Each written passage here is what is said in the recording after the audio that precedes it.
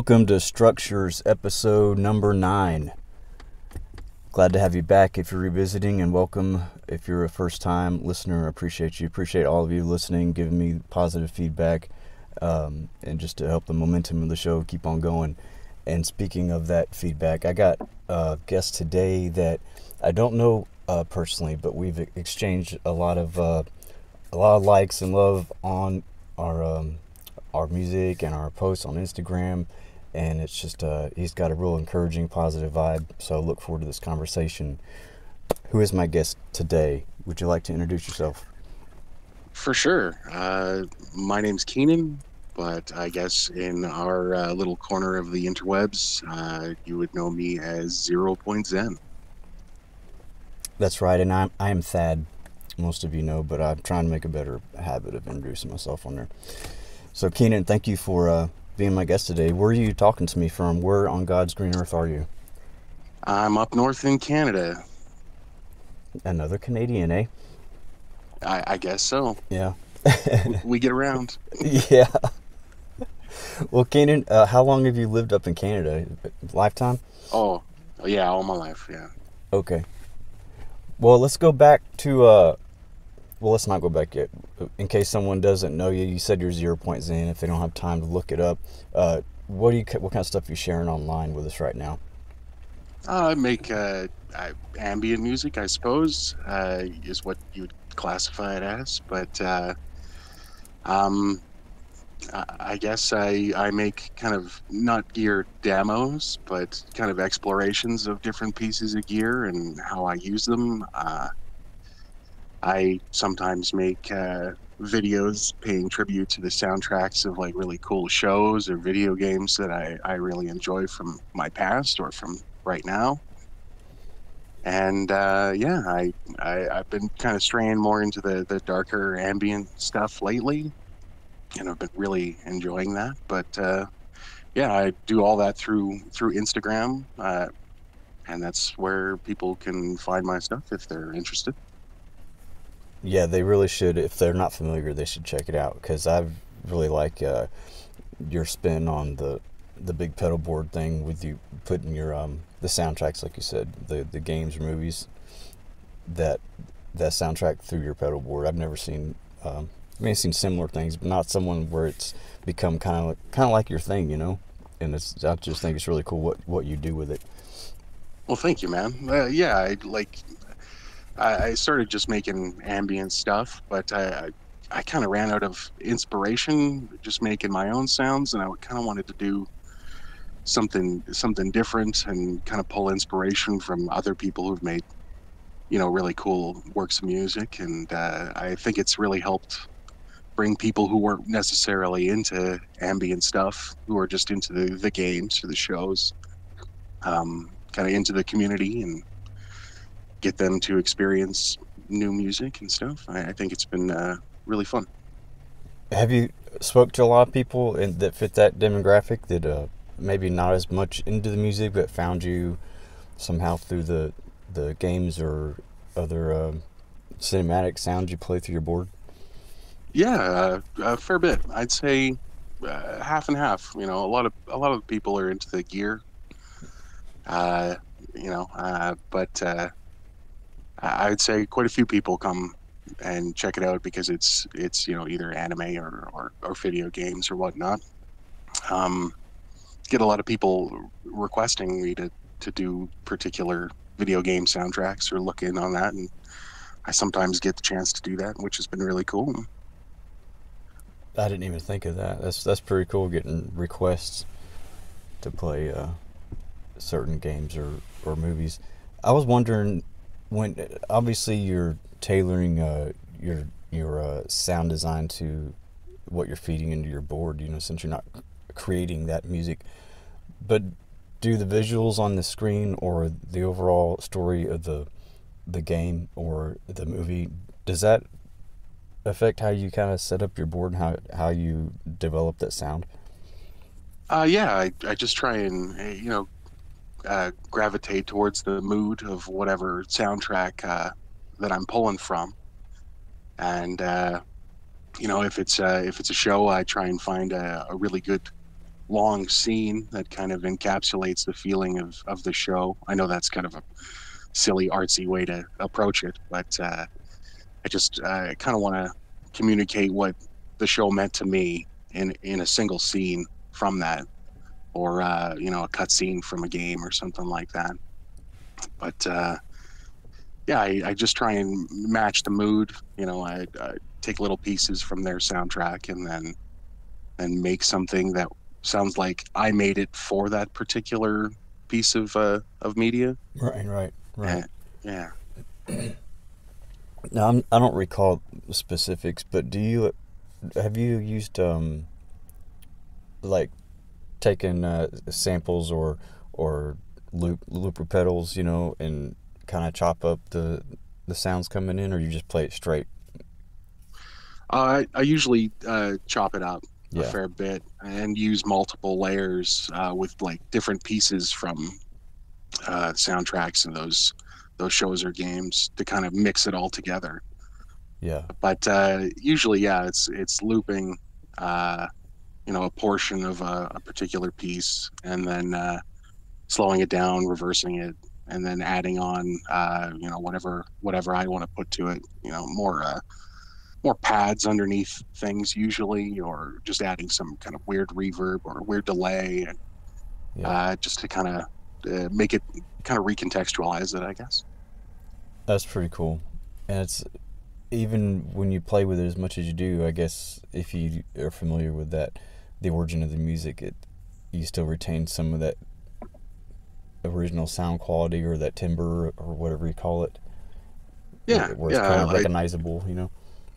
yeah. That's kind of what I'm going for. Is if you're familiar with the soundtrack, you'll hear bits and pieces that you recognize, and kind of just I'm just adding to what inspired me, Right. building on it. Well, now that people, if they didn't know, now they know why they need to go check out your stuff. It's real unique and really creative. But I'd like to give you a chance to rewind and take your time and share your story. What got you to this point, not just with your music and art, but just your life in general. Like, how was your childhood, and when did you first get into music and creating music, getting your first instruments, things like that? Sure. I I guess probably came to it fairly late.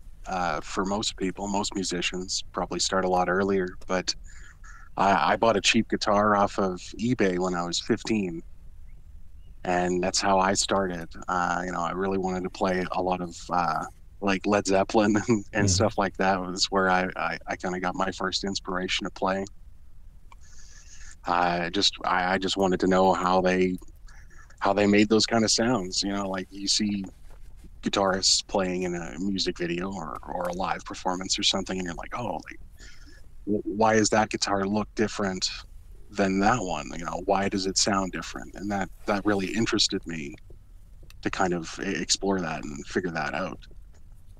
But I, I've gone through phases of playing where I don't play very much, but uh,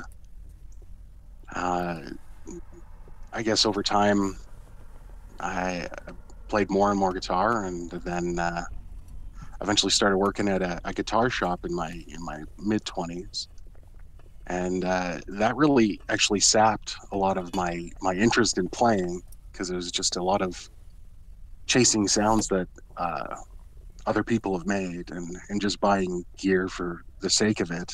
And I stopped playing guitar for a really long time after that, but that was when I got into piano Hmm. and synths, and that's kind of where I'm at now. Like, I very rarely play guitar on my stuff, but I still play guitar for myself, just for fun. But mostly, yeah, I'm playing synths and playing piano in the stuff that I post. But yeah, like I never really took any music classes when I was younger, or even later in life. So it's all kind of self-taught stuff. And but yeah, I don't know. I suppose most people learn a lot earlier, or learning in school, take band or something like that. But no, I just got a whim one day to pick up the guitar. Well, I think it's served you well, that decision, even if it was late, and even if you took time off from one instrument. It seems like a very good creative outlet for you. Yeah, it's something that I just got to do. It's a really rewarding hobby or interest or whatever you want to call it. It's just it's a lot of fun. You get to make something that's entirely your own, even if you're using a lot of pieces of gear that are common in that type of music. You find a different way to put things together and put your own spin on it. I'm wondering, besides your work environment at that time and kind of getting a little burnout on guitar, was there anything else influencing that shift to a different instrument, or were you just kind of like over music and then you were drawn back but wanted a different instrument? Like, how'd that pan out? Yeah, I I don't really know if I've examined it too much. I just let me think about that for a second. I What do you just think about it? Because I've never thought about it in depth until talking to you now. But as we talk to musicians, we find it's so common that many people will start with one instrument and pick up another, and there's so many different reasons. And I was just curious. yeah, yeah, no, it's a totally great question, but I just I guess I was maybe frustrated with my lack of progress on guitar. Like, I'm not the greatest guitar player, that's for damn sure. So maybe I felt stagnated in my playing, and I just wanted to branch out and try something different. But mostly it was working at a guitar shop and talking about it every day, and just talking with people who were so jazzed about buying a new piece of gear, and maybe it was their first big purchase of a new guitar or a new effect or a new amp or something, and you realize that you just couldn't match that feeling. You didn't have that spark anymore, and that yeah, I guess you seeing people with a lot of enthusiasm, and you couldn't really see that in yourself anymore, kind of drew me away from guitar and into into the piano. Now, were you new to the piano when you started that? At that Yeah, point, yeah. never had played it before. I just was listening to a lot of piano music at the time, and I was like, I want to try this. So, did you buy an acoustic piano or electric, or like a Oh, keyboard? I bought a cheap Korg piano, Okay, because I and was just trying to picture, that's if you bought the acoustic piano, that's quite a commitment for yeah, just I want to just learn how to do this. yeah. I don't think the people in my living below me in my apartment at the time would have appreciated that very much. Oh yeah, no doubt. But but no, I just bought a used Korg from a music shop down the street, and it's still the only piano I've ever owned, and I love it. So that's you're primarily in that piano and synth kind of arena now with most of what you play, huh? Yeah, I'd say most of the time. You know, I for if I'm just messing around, I'll pick up my guitar and put it through my board. That's still really fun to me, but I don't very often record anything with my guitar. So how big of a lapse was there when you were kind of over guitar and got into piano, or was it Oh, no break? uh, probably about a year, but I never went back to guitar for oh geez, uh, probably about 10 years. Um, yeah, I didn't really pick up the guitar again and start buying pedals and stuff until COVID, and I found I had a lot of time on my hands and Mm. a lot of time at home. I know that seems to be a pretty common story, people picking up new hobbies and such I was when about COVID to started. say the same thing. Yeah, even on just this show, it's been discussed. Yeah. Like I was listening to your interview with Celestial Sonic Experience last night, Oh yeah. and I was like, oh, damn, there's so many parallels there, and I found that really interesting. Yeah, and I guess I'm asking more questions than usual about the details of your progression from one instrument to the next, but because I have different circumstances, but a similar uh, timeline in a sense with you. I was probably 15 or 16 when I got a guitar. I didn't grow up with it, and it definitely was not a thing in my house. Even music, listening to music, it wasn't a real common thing. But yeah, I was a teenager and started, but then I had a big break for a long time, and I came back to music. Excuse me, during the pandemic as well. Excuse me. So it's interesting. Yeah, I, I I think that's been really helpful for a lot of people, kind of making an inward journey, as it were, when they had a lot of time at home and found maybe pieces of different hobbies or different things that they were interested in but never found the time. And I think that's probably been really healthy for a lot of people. Definitely very healthy. And since we're on the topic, I'll share what one piece of this story. I had about a 10, almost 20 year, I say 15 to 25, I don't know, about 20 plus year stretch not playing music because instead I was consumed with I was an alcoholic. And when I got sober, that was actually I think right before the pandemic. So, as you mentioned, the pandemic gave people the opportunity or time.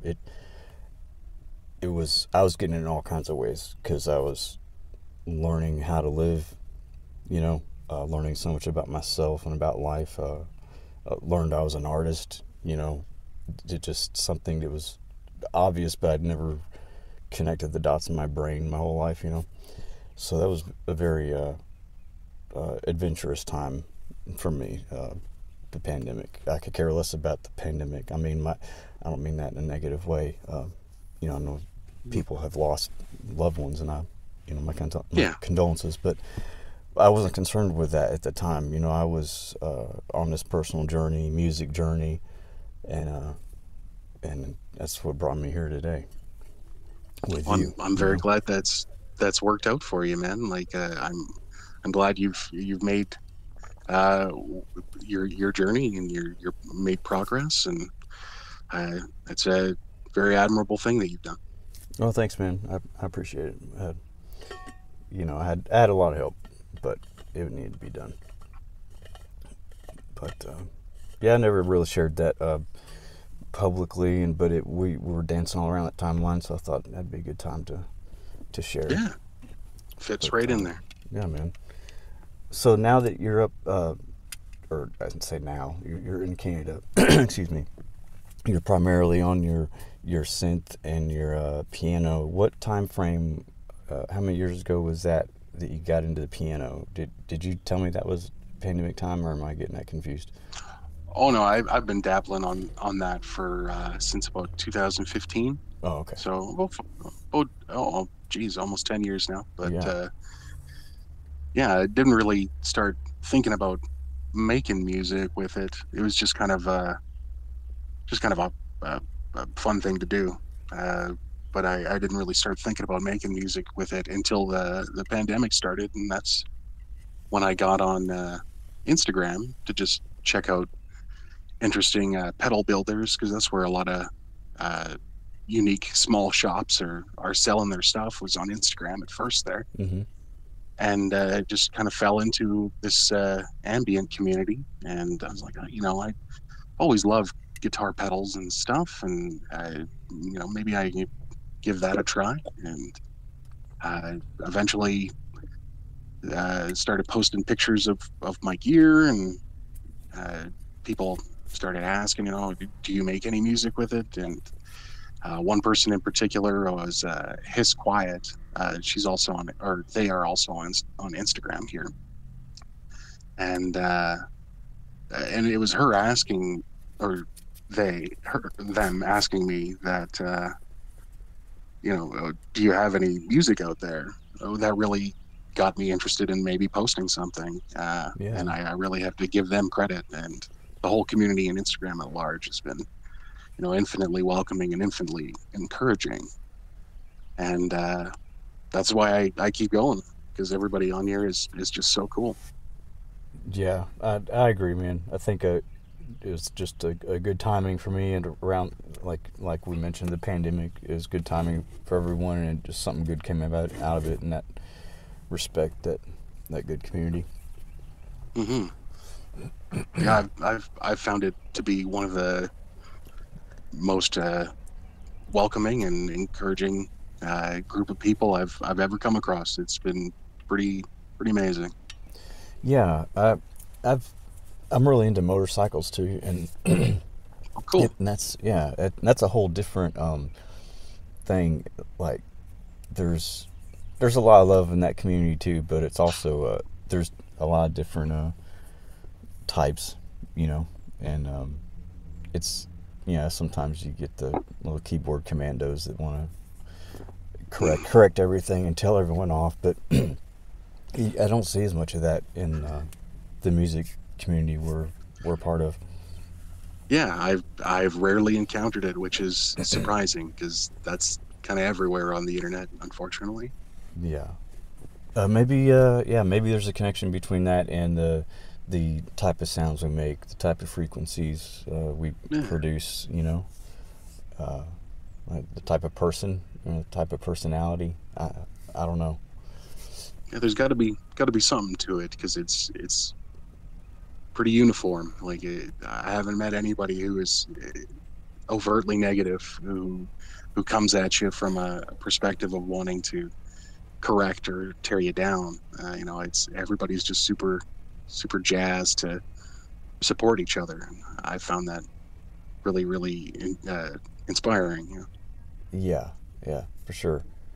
Uh, and one thing that this reminds me of is just like we're transitioning from one instrument to the next. You're also in that environment where it's welcoming and everything.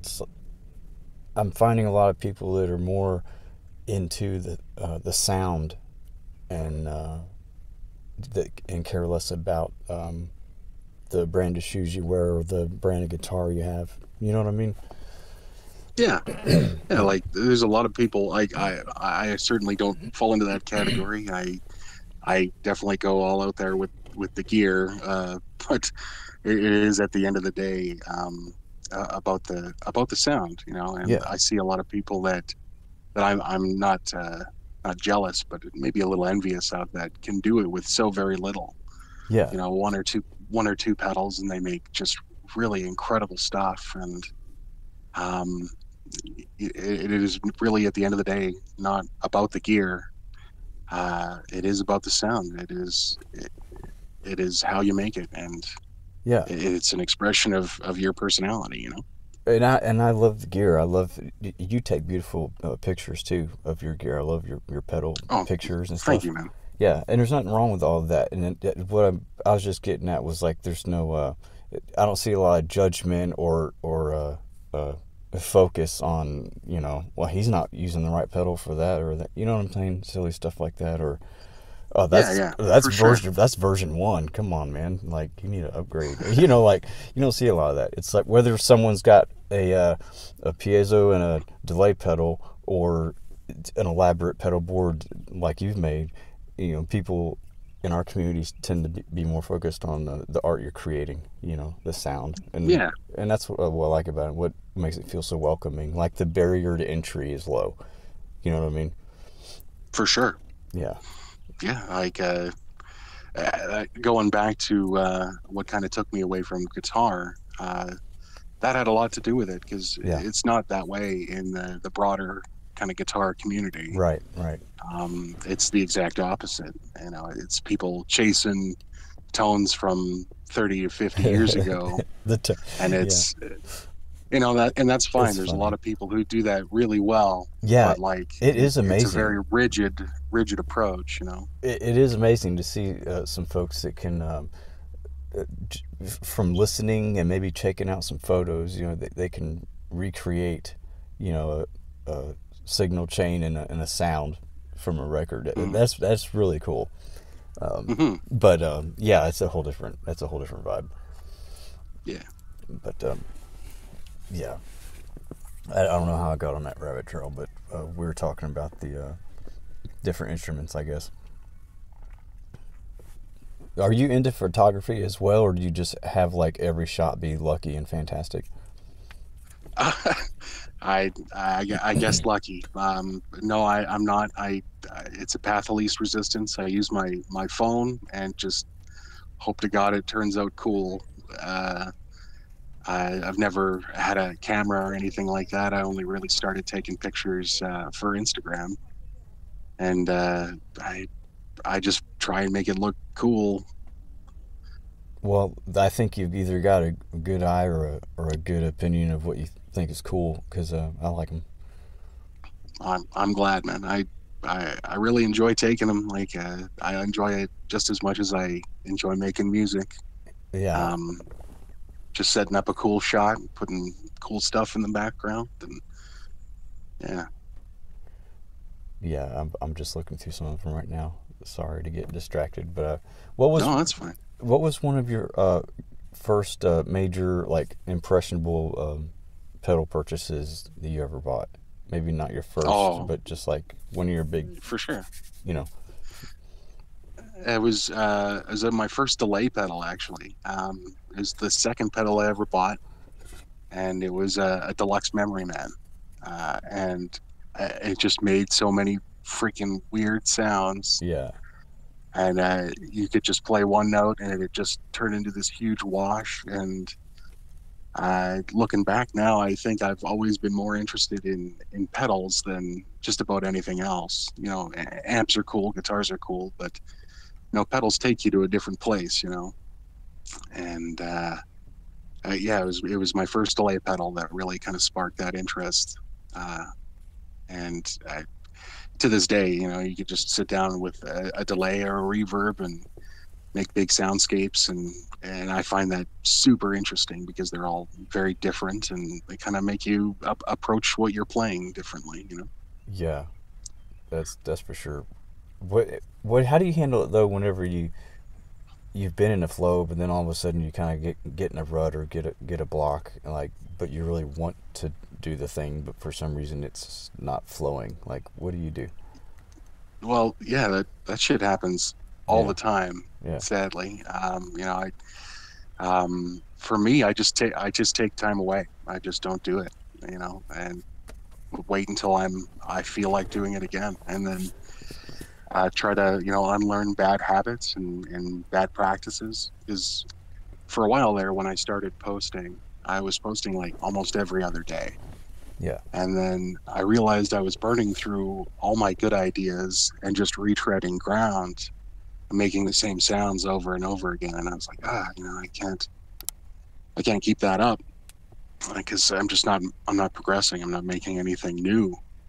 I'm not learning anything. right. So when I feel that way, which happens all the time, and it's totally normal, um, I just take time away. I just don't post. Go listen to some other stuff. Go listen to something new, and then when I come back and sit in front of my pedal board, just approach it in a completely different way. Something I've never done before. Turn on a pedal I don't use very often, and then just try something completely new and see where it goes. That really lines up with what Steve Vai said to Bobby Chaos that he shared on the last episode. You just wait. You can't rush it. You just gotta wait. Yeah, like it'll come to you, Yeah, or it'll just happen, and you won't be expecting it at all. And I find that super inspiring when it happens. You know, Inspiration's a weird, intangible thing, and when it shows up, you just got to make the most of it. Yeah, and this must be a theme that maybe I need to be hearing it. Maybe someone else needs to be hearing it too. But it's something I've been really accepting and flowing with this year. With my hobbies, music and motorcycles. Just what do you call it? Like just succumbing to the more of the natural flow of life and not getting hung up on feeling like I have to do something, I have to do this or I have to do that, or like we're saying about music, when you're really wanting to play but it's not working, just go with the natural flow. Just if it ain't flowing, go where it is, go where something is flowing, go do something different. Yeah, You know, yeah, man. That and sounds like the right way to approach it. You can't force it. Otherwise, it just becomes a chore, and that's not what creativity is supposed to be. absolutely, yeah, yeah, and it's like I've had something I need to fix on my bike for weeks, well, months really, but weeks into now I could have been riding, but I haven't got to it yet. Every weekend something comes up that's the flow is in a different direction, and it's Mm. okay. I'm accepting it and uh, enjoying each day for what it is. But that's important in that the music inspiration too. And I've had a lot of time off and on lately with it as well. So it's very encouraging I see. to hear you and others say the same kind of thing. Yeah. Not that I'm authoritative in any way, but that's what seems to work. No, but you're a human being, and that's what we all are. Yeah. Well, I see you posted something this morning, and that was good. That was a bop. Oh yeah, yeah. Thanks. A Yeah. little on the Yeah. story. I forgot all about that. Yeah, Yeah. I just had a little moment to, not even an hour, but I just threw some stuff together and was jamming, and so I just said, let me throw that on there. Yeah. And that's what it is. And it doesn't always have to be a big production, or a big thing. Sometimes you just got to make some sound. For sure. Now, I totally agree with that. how do you handle the difference between when you want to play music or use like the anime or the game through your board? Do you just do whatever you feel like doing at the moment, or do you like set out with some big mission in mind? Where I gotta go get this game or whatever. I just let it happen kind of organically. A lot of times I'll start working on something and then realize, no, like this doesn't fit with what I'm trying to do. But maybe the approach that I'm using, the sounds that I'm getting would work for something else. Mm-hmm. And I just kind of keep it in mind. And often I'll start working on a something for a show or a game and realize, this isn't quite working, but maybe I can do this with it, and then it'll turn into something that's an original piece that isn't tied to a game or a show. But yeah, it just kind of, I never really have an approach when I'm going to sit down at my board. I kind of just, it's just a matter of exploration and kind of tweaking stuff until it sounds interesting, and it doesn't sound like something I've done before. I try not to be repetitive in what I do. It happens sometimes because as an individual, you're kind of gravitated towards certain sounds that you think sound good, and you tend to overuse them sometimes. Yeah. But it's just organic. I just sit down and kind of turn things on and see where it goes. What do you do whenever you get frustrated with not a writer's block, but like with finding new sounds? Do you ever feel like, okay, the gear I have is not I can't get it to do that thing today, or like how do you approach that? Do you go seeking for uh, a certain feature on a piece of gear that you need, or do you have a broader overview of it, like, what I'm saying, since you've been in that field, in the Sure. store and everything? I guess I would maybe just try and do something that I've never done before. Like a lot of these funky pedals from like Chase Bliss and whatnot. They're capable of a huge range of sounds, but you rarely use all of them. So when I'm frustrated or I can't really get something I'm interested in listening to, I'll just try something I've never done and flick it to a setting that I've never used before or I've maybe thought about using and never tried, and just see how I can integrate that. Um, the, we're living in a golden age of gear, and we're very lucky to have all these things at our fingertips.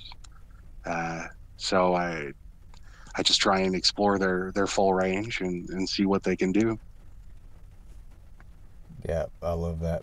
Let the adversity become a catapult, you know?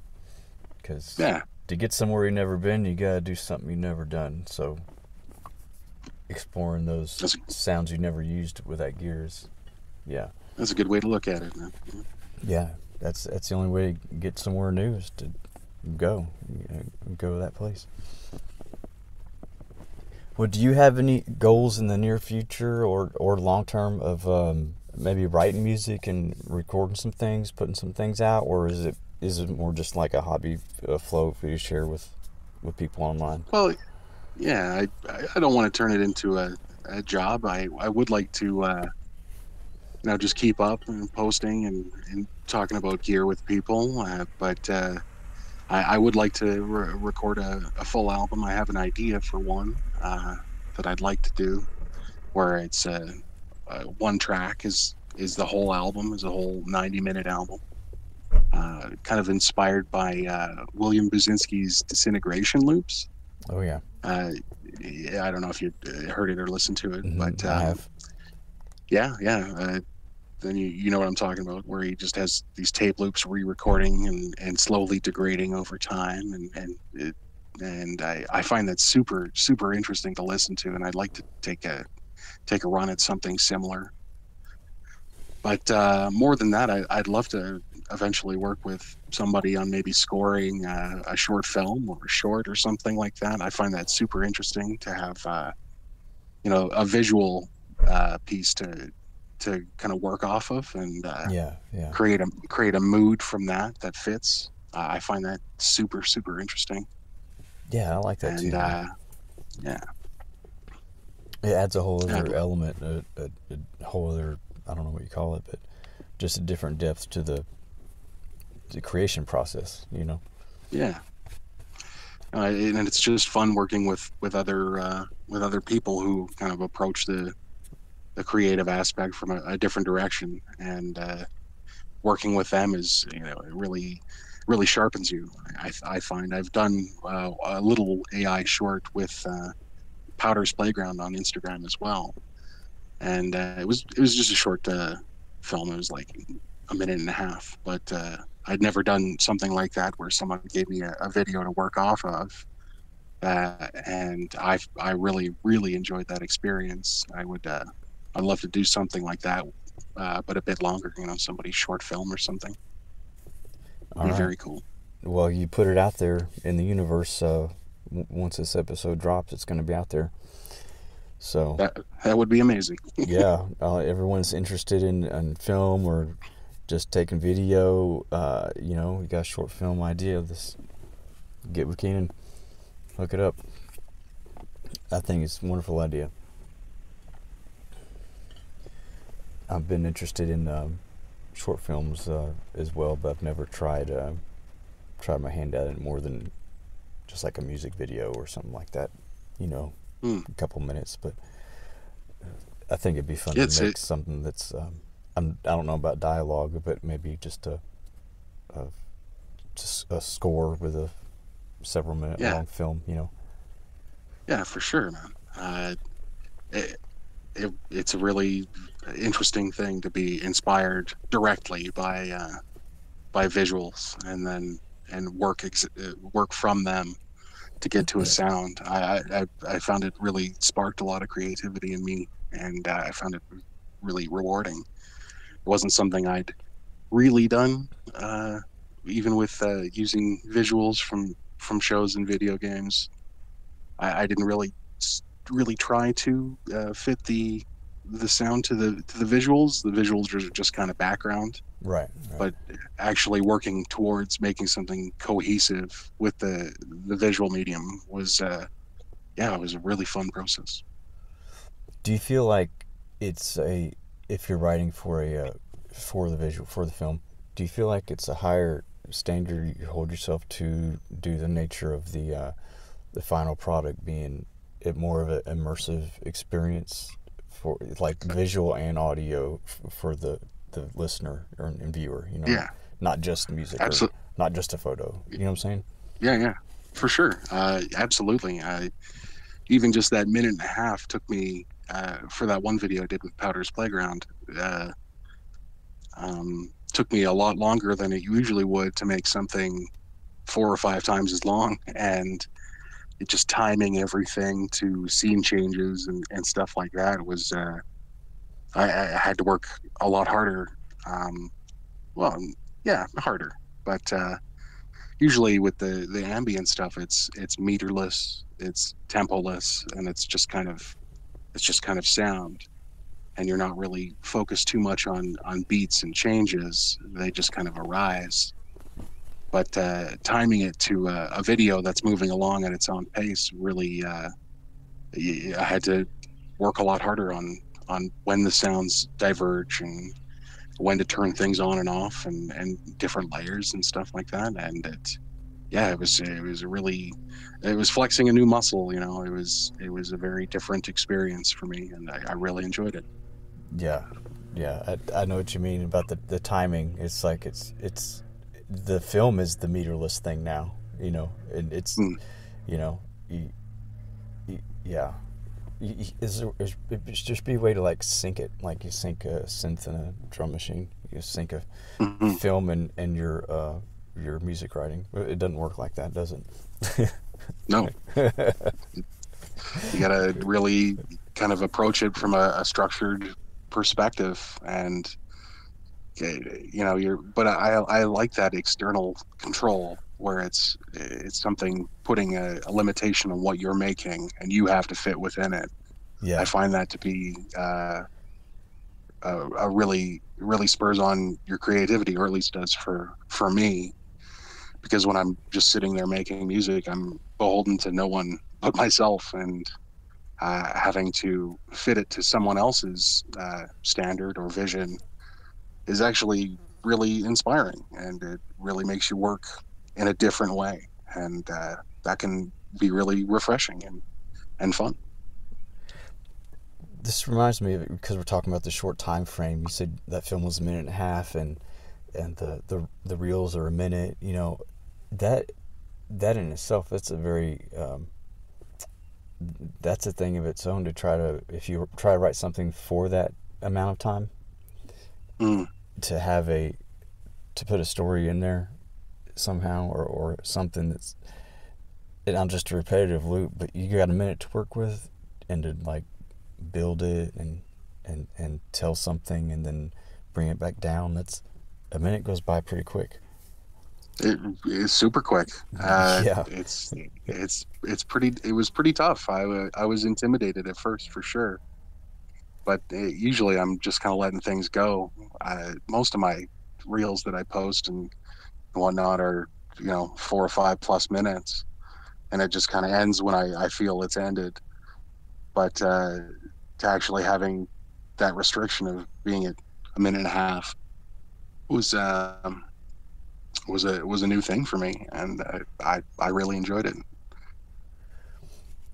I just remembered about a similar thing I did on an old account I don't have anymore. I was like a third party collaborator. I would receive a 1 minute audio from an artist and a 1 minute video from a different artist.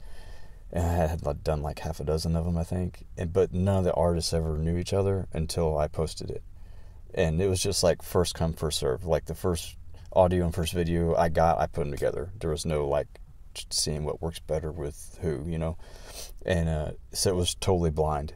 And that was a real fun creative thing too, because the only what do you call it? Not rule, but like there was a theme or a word for the inspiration Mm. that was agreed upon. I can't remember them all now.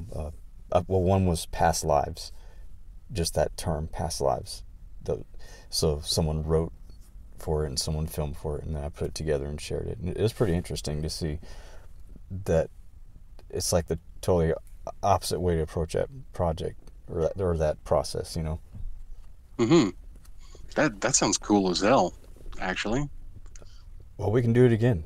If someone I, else likes the idea, I'll put it on Instagram, and I'll put it on my story this weekend, see if anyone else is down with it. It's pretty fun. absolutely. I would. I'd be absolutely interested in doing something like that with you. Yeah, yeah, I would too. That'd be cool. Yeah, yeah. That's a fantastic idea. We do something similar in one of the communities I'm part of on Instagram, the Ambient Fam. Mm-hmm. We for a while there, every month we were kind of coming up with a prompt for a song, and then we had a restriction on how long it had to be, and then we'd all uh, listen to it, have like a little listening party online, and then we'd all try and guess whose song was whose. Ah, I like that. Uh, yeah, it was really fun and interesting. I'd like to thank a lot of the people on there in that community for inspiring me and trading gear tips and actually trading gear sometimes.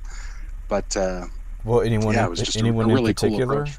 Uh, because that's, I mean, we've been talking about how great the community is. Go ahead and shout out Yeah, the people you for love, man, sure. I and your friends and family out there. For sure. I would hate to leave anybody out, so if I do, I love you all the same.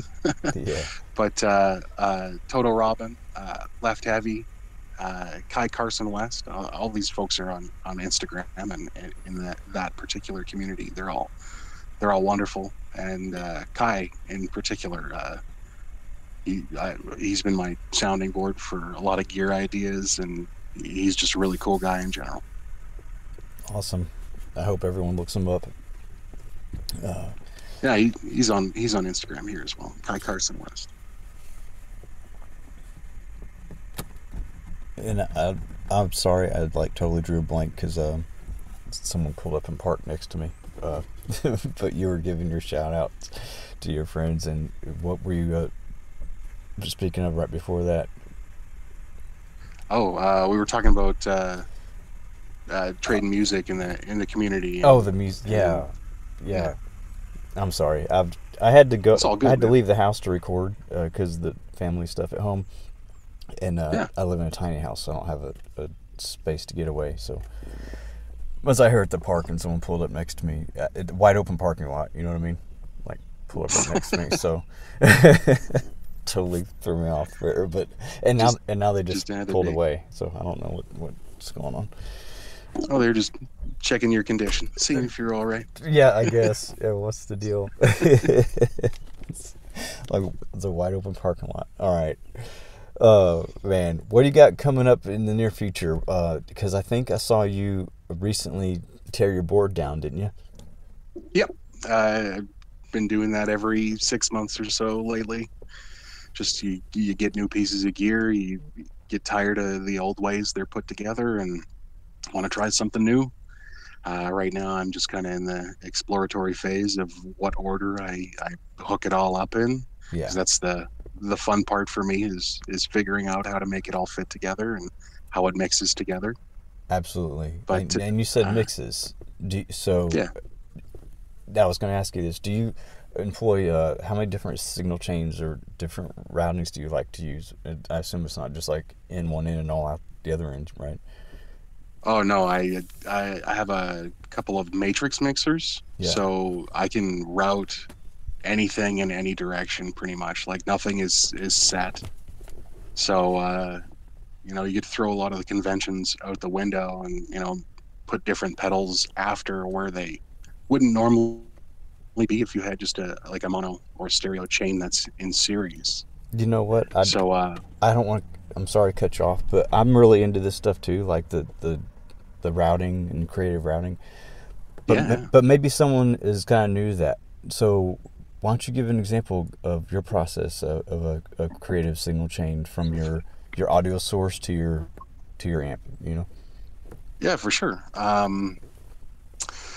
Usually I start off with either the piano or the synth, doing do something in a looper right as the first pedal. Record a loop and then either slow it down or reverse it or change the pitch of it. But then you use very minimal input and then you put it through other things. Usually I would start off with different delays in parallel. And so you're getting just the wet signal from the delays, but they're Right. changing tonality, they're changing pitch, they're changing speed. And those are kind of what are determining your notes. Like you're kind of externalizing your note choices. You might have a little 5 note riff that you start with in your looper, but then it turns into a cascade of different notes that you're kind of setting on your pedals. But I would have my looper, and then it goes into maybe some different modulation pedals that change the tonality of it, and then it would hit the matrix mixer where it would go out to different delays in parallel. Now let's back Then up a second. Have yeah, you went from the looper to two delays, right? generally, yeah, I'll Generally. have 2 delays So in delay. do you bring those delay channels back together to one line? Usually, I would mix them. I would have them feeding into each other Yeah. because with the matrix mixer, you can send output back to the input really easily. So they're kind of like building off of each other and Okay, kind gotcha. of creating a wash over time. Gotcha. I apologize. And Now then, you were back to the oh, mixer. yeah, it's all good, man. But then you kind of set your levels and whatnot, and then send it out to your stereo effects, where you have more delays, and then that's mostly just for stereo space, like determining where they're panned in your Right. stereo field. And then because you're using a matrix mixer, you can have the delay be really dry and very defined, and then also have it uh, being routed into a reverb at the same time. Right. So you get a reverb that's reacting to your delays, but your delays are staying very dry and defined. Yeah. And and yeah, just the mixing of those two things and layering them is kind of my approach. I know it seems a little either esoteric or too simple, depending on who you are, I suppose. But that is how I kind of go about getting just like a pad or something to play over, and then I just try and add little bits that pan around in stereo and kind of keep your ears interested, you know. Yeah. And the reason I asked about that is because, like I said, there may be someone that hears this someday is kind of new to it, Mm, new to the gear, you know. And I remember when I was newer to pedals, at first I would listen to music after becoming aware of pedals, you know, like they're a thing, and I'm starting to learn about them. So I'm listening to music, like how do they do all that? Like it was like a breakthrough for me when I just kind of figured it out on my own. I don't think I saw anyone do it, although I see it everywhere now. But I just started playing with how I route things, and the more you can separate each part of your sound, like you said, you got your dry delay, and you got your reverb delay. You know, like separate. The more you can separate different pieces of your sound, you can develop that and craft your sound in so many different ways at that point. And sometimes you don't need that pedal you think you do or all the gear you think you do. Sometimes, like I just started with a splitter cable, a 1/4 inch splitter cable to make myself 2 parallel signal chains. Then I got another hmm couple splitter cables. Then I tried a couple little mixers and, you know, got a little more sophisticated. But you can literally just do it with wires starting out. That's what I did. Yeah, that sounds cool, man. Uh, I I think mixing things in different layers that way is a super interesting way to go. Um, it When you're stuck with just one pedal chain, you're kind of beholden to everything that you have and what order they're in, and Right. it's not necessarily easy to change that on the fly. And even So if when you you're do like that sound and like the idea of using that sound for a long time, you still have to have all those pedals dialed in just right where you can turn them all off or on, and it's still no significant drop or mhm. gain, signal gain. It just, yeah, yeah. You're right. You almost gotta have different uh, options unless you're just playing playing that Led Zeppelin song you're trying to learn when you got your guitar. Yeah, No, but yeah, you throw away a lot of conventions of, oh, your reverb has to go here, your delay has to go here, uh, and throwing those conventions away is led to a lot of really cool sounds. Even in the broader guitar community with like shoegaze and stuff like that, and a lot of that really interesting sound comes from putting pedals in the the quote unquote wrong order. wrong order. Yeah, Yeah, I know, right? Wait, your reverb is before your fuzz? What? you know, yeah, there's no rules, people. You can do whatever you feel like you want to do, and you can explore and create and be magnificent, and you can just do it your own way. That's the cool thing about it. well said, man. It's called freedom. Keenan, I really appreciate you being on today, and I don't want to cut you short, but we can keep going if you want. If you have anything you want to share about, or we can wrap it up here soon because it's been about an hour. Oh, damn. I was worried as hell about actually filling the time. Honestly, maybe it's a problem with self-perception, but I don't find myself all that interesting, and I'm really glad I've had you to guide this conversation and find interesting topics for us to talk about. And I'm really impressed with your interview style and how you've approached talking to other people that I've listened to your podcast on. Um, I think you're really, really good at it. You bring a lot to the table as far as topics that get people talking about things maybe they didn't expect to. I certainly didn't expect to talk about a lot of this stuff, but it's been really, really cool, man. Well, I appreciate that, man. And as you know, I appreciate you throughout the whole, before I even started this, we start following each other. And when I started doing the podcast, you've been very supportive and grateful for it. So that means a lot. I'm glad it connects with people. And Yeah, oh, it's great. I appreciate your kind words. And as far as like my style, I don't even know. I'm still trying to figure that out. But I think the main thing is I try to be have an encouraging message of some type, and I like to just meet the person I'm talking to, and I don't even go in with a preconceived notion of a piece of information to get, so to speak, or a question to ask. Like, I just try to meet the person and inquire about interesting things that come up when they talk about themselves.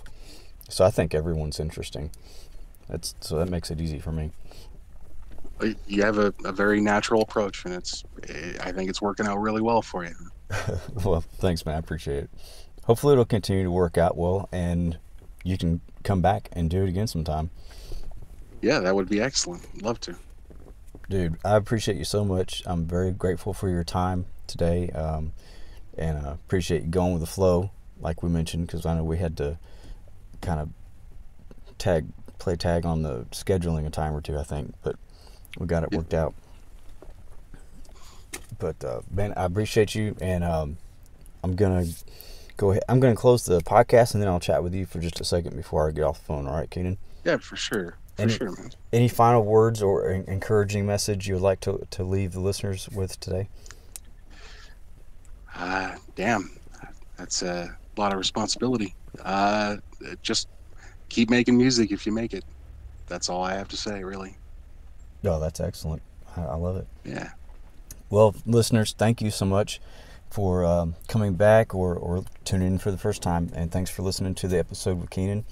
I appreciate all your attention and your support from everyone that's been into this podcast, and this one's going to come out a week or two after the last one. I'm going into a more natural flow, that just like Keenan and I talked about. I'm going in more natural flow with my releases and interviews, and I'm not going to push myself to beholden to any schedule necessarily. I'm just going to still do it, but focus on doing it better and doing it when the time is right, when the right person shows up. So until next time, I love you. Peace. Bye.